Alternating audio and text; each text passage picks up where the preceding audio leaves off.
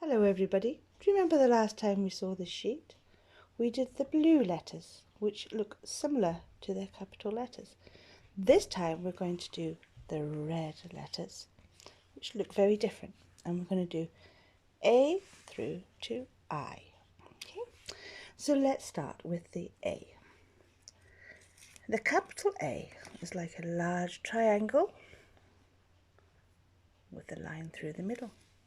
The little A, we all know, we've been practicing for ages, sits on the line and it's a curly letter. Okay, so it's A and A. The B and the B, I always think it looks like a big 3 with a long line down it. And then the little B, the bat and ball, sits on the line. Now the B and the B, they both face the same way. They both go that way.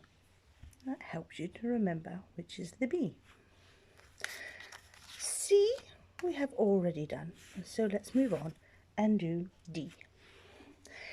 D just has one big loop, and the D sits on the line and it faces the capital D. They like to look at each other and be next to each other. The next letter is E. Now the E looks like a long line with 1, 2, 3 spokes coming off it. And the E sits on the line is a curly letter. We start here, we go out and all the way round. Okay. Most capital letters have straight lines, which makes them easy to do. Now we move on to F. Again, straight lines for the capital letter and a curly one for the sound F.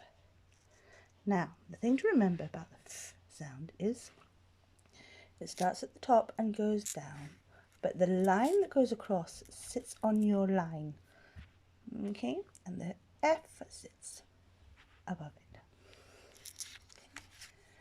Now G is a tricky one. G starts just like a curly car, you see, only we put a line across the top, okay, so we know it's a G and not a C. The little guy, his big tummy sits on the line and his tail hangs under it. They look completely different from each other, so we just have to learn them, I'm afraid. H is another straight line. 2 big pillars with a bridge in between. And the little H is a tall letter, remember? It sits on the line. Now we have to remember that the stick has to be long enough, otherwise it ends up looking like a N and our words don't make sense.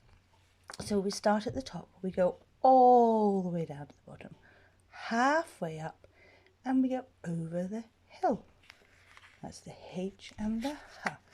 The last one we're going to learn at the moment is one we know, because we use this word all the time, because the capital I on its own says I, and we use that in our writing and our speaking.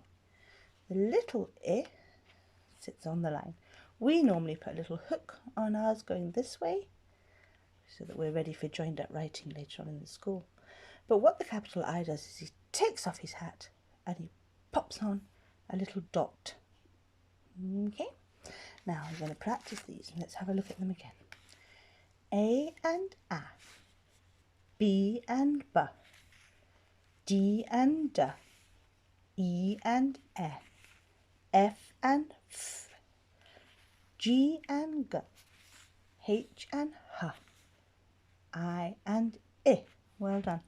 Why don't you get, you're grown up, to say one of the capital letters, like H and C, if you can tell them what the little sound that goes with it is. In this case, it would be ha. Have fun. Bye.